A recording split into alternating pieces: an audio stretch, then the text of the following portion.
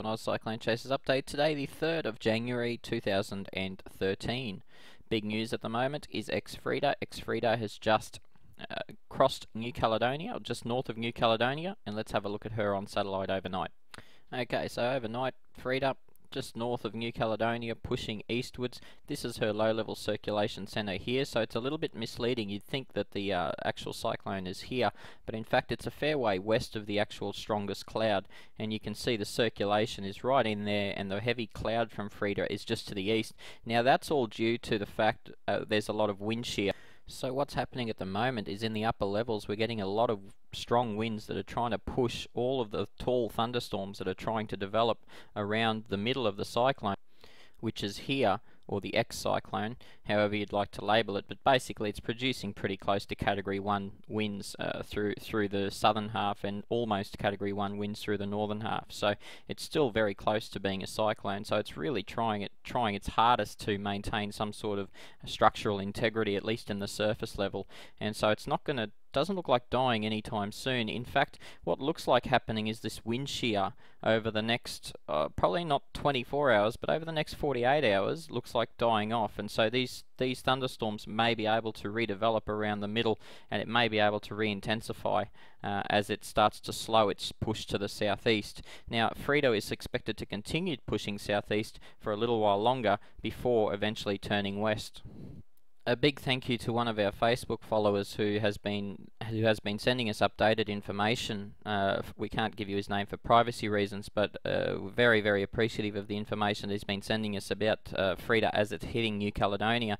At 5 AM local time today, moderate tropical depression Freda was centered at 21.7 south, 167.6 east, at about 40 kilometers in the southwest of Mare. Its central pressure 990 hectopascals, so it is basically a Category 1 system, and average winds of 75 kilometers an hour, gusts to 110 kilometers an hour near its center and on its south side particularly.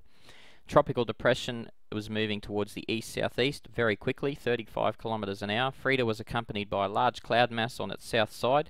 This gives heavy rain and wind acceleration temporary up to 60 to 75 kilometers an hour in 10-minute average wind speeds, with gusts to 100 to 120 kilometers an hour. This is particularly the case in the south part of the system.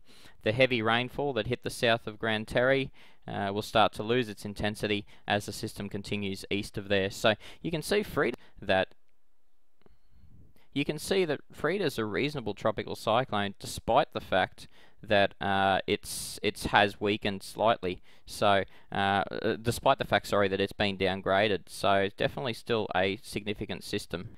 So this is the expected track of Freda, tropical cyclone Freda, Category 1 tropical cyclone at the moment, is expected to move towards the east-southeast, then southeast, then south, and then do a quick recurve back to the west. Now there is a lot of doubt in this model forecast, or in this official forecast though, with models going all over the place at the moment. So let's have a look at what they're doing with it. Alrighty, let's start with the least likely scenario, and the least likely scenario is it drifts straight back to the west and hits the central Queensland coast.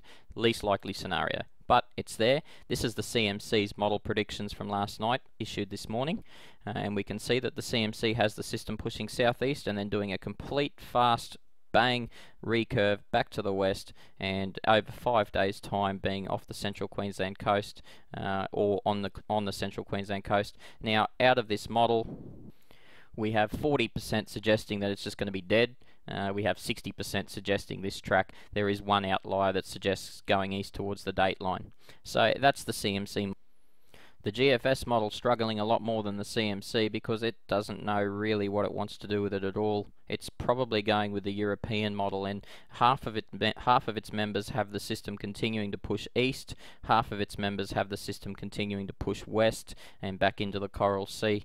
It's really taking about a 50-50 approach, and sort of the operational run has it just sort of sitting there for the next 5 days and not doing much, possibly pushing east and then pushing back over New Cal later in the 5-day period. So that's a very, very highly dubious forecast either way, and so it's taking a very conservative approach with the deterministic run and suggesting it's just going to sit in the area for 5 days, which is not good news if you live in New Caledonia, because that's a lot of rainfall over the next 5 days. The UK Met, they want to kill it. This is the second most accurate model normally. They just want to kill this system within the next day or so, and it only has 2 of its members still having the system. One has it pushing west, one has it pushing southeast. So the system here, according to the UK Met, will die in the next day or so. So this is the UK ensemble. We can't show you the strike probabilities for copyright reasons, but we can show you what the UK model, the EC model, which is the more accurate of all the models that we've got. We can show you what it's suggesting through their free ensemble. So we can see here that it's right here at the moment for today. The Euro continues to push it southeast for the rest of today. Sometime tomorrow we're going to start to see a big high pushing into the. It's not really as big as it was forecast to be though, but it is reasonably big enough, and the system's south enough to be guided by a bit of a high here. And overall, the system should start to halt that southeastward movement. It may start to drift it a little bit to the north or northeast for a little bit, for a few hours, and then start pushing it back towards the west sometime late tomorrow. Now it's Sunday that's the issue, because on Sunday we start to see the low here, or ex-Freda or Freda or whatever it'll be at the time there, but we also start to see this massive high. This one's very strong compared to the last one, pushing into the Tasman from the bite, and this high will force mid-level and low-level ridging. Now the uncertainty at the moment lies whether there'll be a trough. The uncertainty lies whether there'll be a trough in the mid-levels here, and we can see the modelling is starting to show from the European that this dotted line here is the trough line, or the upper level trough, and in underneath that is in the arrows that you can see there is the way the winds are going to be shifting in the mid-levels. So if this remains a fairly strong system, it's going to try and push towards the southeast once again through those upper level northwesterly winds. Now here's the tricky part, that there is still some suggestion that by around about Sunday that this high may push a little bit further to the east. See how this green shading pushes a little bit more to the east? So if it gets into the Tasman and the cyclone hasn't pushed far enough southwards or southeastwards, it may escape the trough, and if that happens, then the next ridge will push it to the west. So that's the area of uncertainty for us at the moment with Freda in the medium term, and it still hangs on a knife edge. We just don't know. We're starting to look like it, or it is starting to look like the trough will eventually get it, but it's still hanging off a knife edge for now. And we can see by Monday where it's either going to be pushing west, or it's going to be sitting there or trying to push itself to the east. We just, because of what the interaction that happens over the weekend, we're just not too sure. If that ridge can get into place early enough, it does still have the potential to push the system west into the Coral Sea. If it doesn't get there early enough, the trough will take this system out to the southeast. There's still a fair bit of doubt and model disagreement. There's absolutely no point looking past about the weekend for this, because once again the models disagree so much. What we are looking at past the weekend though is the northwest coast of Australia. Before we do head off and look to the northwest parts of Australia, just one last thing I'd like to mention about Freda is, as she continues to push east or southeast, she's going to come under less wind shear. The reason being is that she's no longer fighting against these winds pushing her this way and the lower levels pushing her the other way. She's actually now part of this trough system, or being absorbed a little bit, not absorbed as much, but she's actually being influenced fully by a trough system, and so we're seeing less effect of wind shear on the particular system, or we will see shortly less effective wind shear on the system over the next 48 hours as the ridge weakens, doesn't influence the system as much at the surface. If we just have a look at, if you look at this green shading, if we have a look at that in 48 hours, you're going to see a much tighter looking, much stronger looking system. So you can see it's around about this time where the high pushes east and does start to once again increase shear in the system. But up until that, you see, look at this really nice wind field here. The system actually looks like it intensifies slightly over the next 48 hours as it pushes to the southeast, enhanced by the trough system. So once this high pushes back, we start to get the same old thing where the wind shear, the wind shear increases because we've got those upper level northwesterlies and the surface southeasterlies. So something to note over the next 48 hours as it then starts to drift back to New Caledonia, or expected to drift back towards New Caledonia. Just something to note is the fact that it may actually strengthen slightly over the next couple of days. Mind you, you have to remember that the CMC model had it completely, the UK Met model had it completely weakening within the next 24 hours. So still a lot of model divergence. So don't take this one for gospel, but this one does tend to be a little bit more accurate. Okay, now we're going to take a look at the northwest in a bit more detail. We've been saying we're going to do it, now we are doing it. This is 3 days' time, the GFS ensemble, and we can see already they're developing a low. Now remember, GFS likes to develop lows and pushes them into cyclones very quickly, a lot quicker than what really happens in the real world. But this is what the model has, 1,000 hectopascal low, possibly slightly lower pressure even, out here near East Timor in 3 days' time. On day 4, we see that low possibly developing into a cyclone, so it's very aggressive with it. 996 hectopascals, maybe slightly lower as it drifts towards the south. By day 5, we see the system possibly a Category 1, maybe even Category 2 tropical cyclone off the coast of the Kimberley, or the other option is that it pushes a lot further towards the west-southwest as opposed towards the south. So the model's a bit confused as to whether it wants to push it towards the west-southwest or towards the south.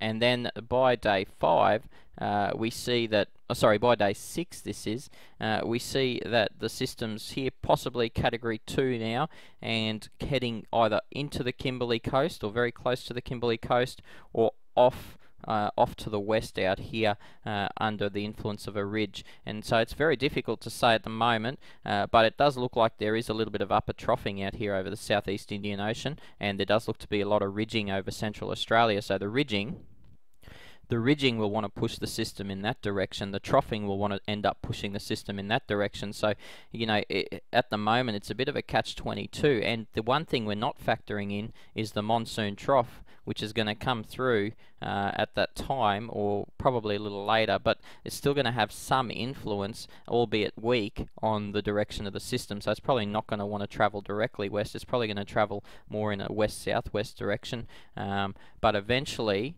with an upper trough way out here, there may be some sort of southward curvature to it. Now, if the monsoon trough remains strong or gets stronger, and the MJO is on its way, so if the monsoon trough gets stronger, the system might actually push more towards the south, like GFS is showing. If the monsoon trough remains a reasonably weak influence, then the system will be influenced more by the mid-level ridging over Australia, and it's fairly well entrenched in Australia. That's what's causing a lot of the heat waves, the surface and mid-level ridging.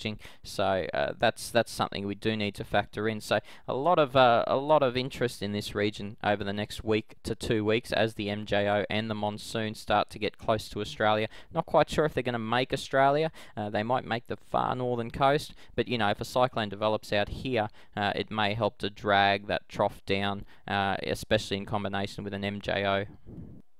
The other thing we probably should note is the slightly less favoured area, but still potentially a weak low developing out here. Now that's probably on the basis that neither of these two form. A couple of the other model members do have a low very close to Darwin forming, so that's also something we probably should note, even though it's not officially drawn on this chart, is that there are a couple of model members who suggest that the area around the top end coast, maybe just off the coast and then pushing on the coast, might form into a low as well. So definitely something that we do need to at least mention.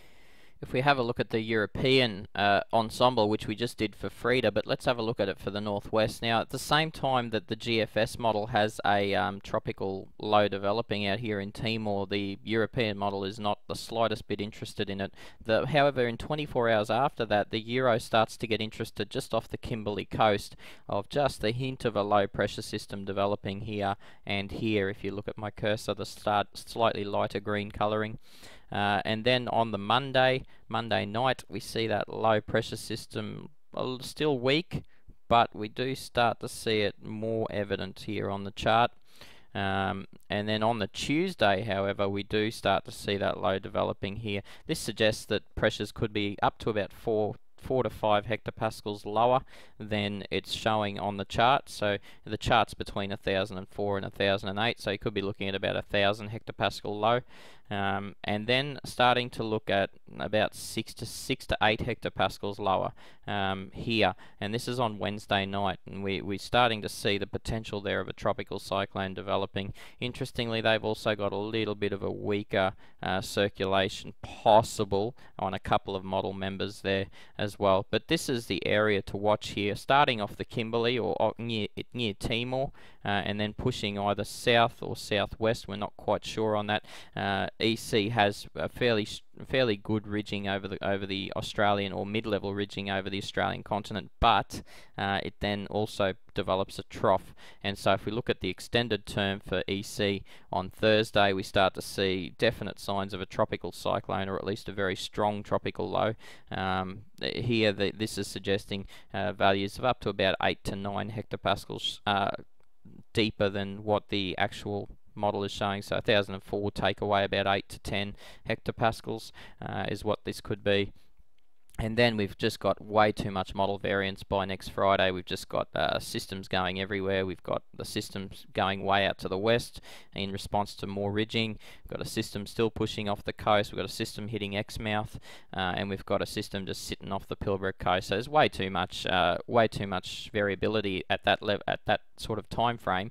But we can see that this is the area to watch big time over the next week to 2 weeks, especially as the MJO pushes through, especially as the monsoon trough establishes and further develops and strengthens over the coming week to 2 weeks. And eventually the focus will shift towards the Gulf, and then after that, towards the end of January, early February, will shift towards the Coral Sea.